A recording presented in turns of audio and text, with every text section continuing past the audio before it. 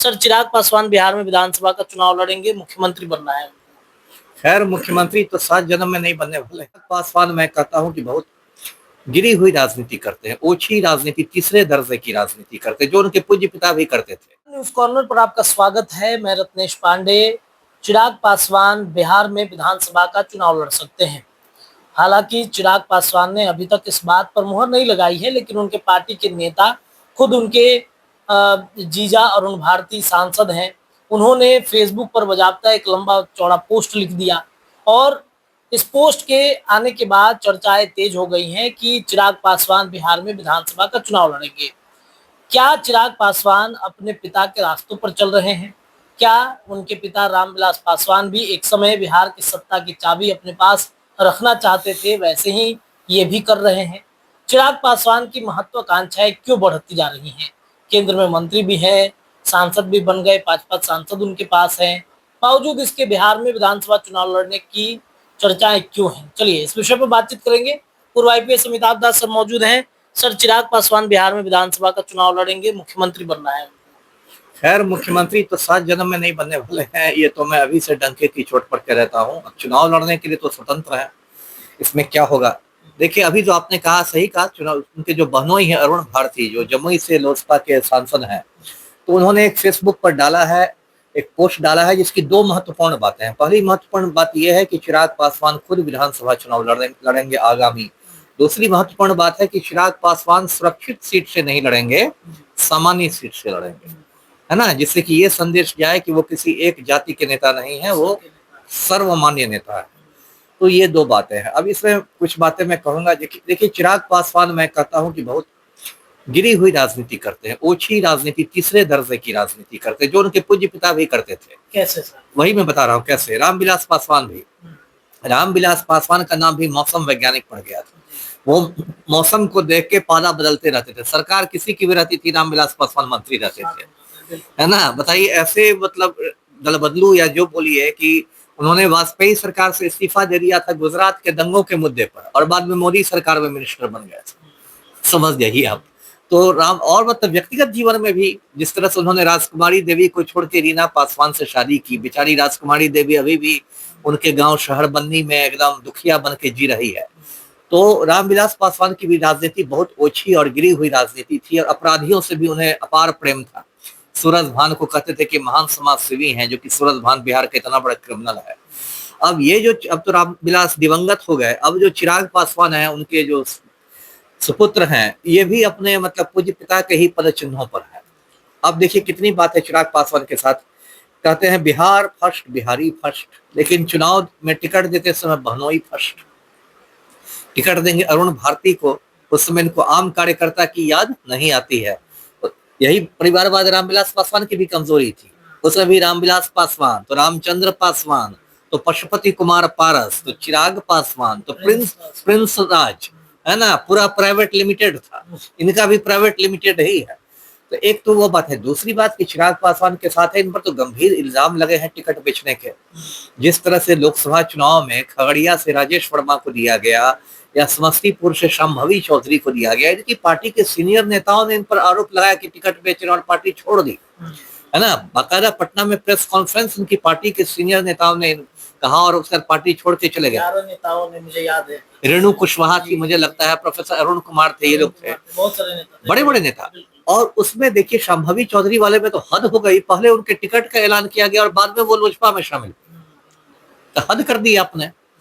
तो इस तरह से आप टिकट बांटते हैं। मैं बता रहा हूँ चिराग पासवान के बारे में।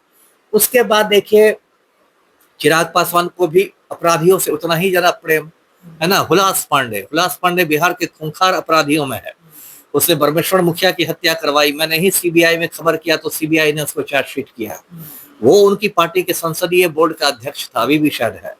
उसके बाद 2-3 महीना पहले चिराग पासवान पहुंच गए सिवान हेलीकॉप्टर से, और खान बंधुओं को लोजपा में शामिल किया। अयूब खान, रईस खान, दोनों खूंखार अपराधी हैं सिवान के, और दोनों लोजपा के नेता हैं। और रघुनाथपुर सीट से रईस खान इनका उम्मीदवार होने जा रहा है चिराग पासवान का। तो सारे गुंडे मवालियों को साथ करके आप कहिएगा बिहार फर्स्ट, यही गुंडे मवाली का बिहार बदलेंगे। और अब जो एक नया शगुफा छोड़ रहे हैं चिराग पासवान की, बिहार मुझे बुला रहा है। अरे आप और आपके पूज्य पिता की पूरी राजनीति बिहार की ही है राजनीति। आप कोई क्या राष्ट्रीय नेता है? क्या तमिलनाडु में आपकी शाखा है? आपकी कश्मीर में शाखा है? अरे आप तो बिहार के ही नेता हैं। आज की तारीख में भी यदि चिराग पासवान के 5 सांसद हैं तो पांचों के पांचों तो बिहार के ही हैं। तो ये कौन बात हुई कि मुझे बिहार बुला रहा है? तो ये सब बात ये है। और ये जो अभी इन्होंने कहा है कि विधानसभा चुनाव लड़ेंगे, ये सब ये भी पैंतरेबाजी है। पहली बात कि अगर सच में आप गंभीर हैं तो चिराग पासवान को चुनाव लड़ने के पहले लोकसभा से इस्तीफा देना चाहिए और मोदी सरकार से इस्तीफा देना चाहिए। मोदी सरकार से? हाँ, अगर आप गंभीर हैं तो। यदि आप विधानसभा को लेकर गंभीर हैं तो आप इस्तीफा दे दीजिए, मोदी सरकार से भी इस्तीफा दे दीजिए, लोकसभा में हाजीपुर सीट आप खाली कीजिए, है ना, और उसके बाद आप जहां से आपको लड़ना हो सामान्य सीट से लड़िए। नहीं तो लोग समझेंगे कि एक तरह का, देखिए मैं पैंतरेबाजी इसलिए कह रहा हूँ कि 243 सीटों पर एनडीए का बंटवारा होगा सीटों का। ये लोग मांग रहे हैं 70, है ना, 70 उत्तर मिलने वाला नहीं है ना। ये घटते घटते 40-50 ये कुछ ज्यादा सीटें मांग रहे हैं। तो इसके लिए एक ये मतलब आप कह सकते हैं दबाव की राजनीति है, प्रेशर पॉलिटिक्स है जी। तो इसलिए चिराग पासवान का ये मैं इसको गंभीरता से नहीं लेता जी। बिहार के लोग कितने गंभीरता से चिराग पासवान को लेते हैं? बारी होती है जब आप देखिए कि पासवान बेटी की जो है वो निर्मम हत्या हो गई, रेप में, पीएमसीएच में बेड नहीं मिल पाया, उस समय चिराग पासवान गायब रहते हैं, कहते हैं कि दलितों के नेता है। वही आप बताइए ना, अभी देखिए कितना दुखद बात हुई है।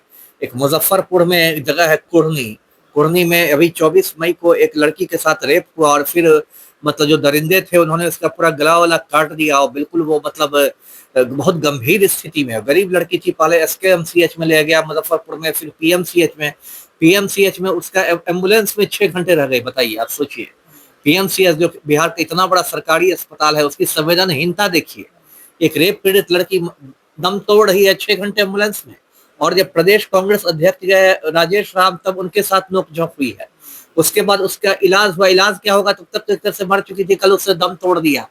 चिराग पासवान अभी कहीं बैठ के हुलास पांडे के साथ बात बना रहे होंगे, बिहार फर्स्ट, बिहारी फर्स्ट करेंगे। तो ये क्या हो रहा है? वो अगर ठीक है, अगर आप दलितों की राजनीति करते हैं तो उस बेटी के लिए कुछ कीजिए ना, और आप कुछ नहीं कर सके। यदि कोई लड़ाई लड़ भी रहा है तो आज कांग्रेस वो लड़ाई लड़ रही है, राजेश राम वो लड़ाई लड़ रही है, न जीतन राम मांझी दिखाई पड़ रहे हैं, न चिराग पासवान लड़ रहे हैं।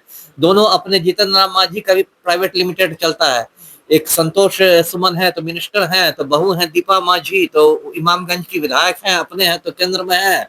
ये लोग देखिए सामाजिक न्याय की बात करते हैं और पारिवारिक न्याय पर चले आता है। तो जीतन राम मांझी के दूसरे बेटे की भी चर्चा होने लगी है। आयोग में ना कुछ बना है, आप बताइए, अनुसूचित जाति जनजाति आयोग में बना।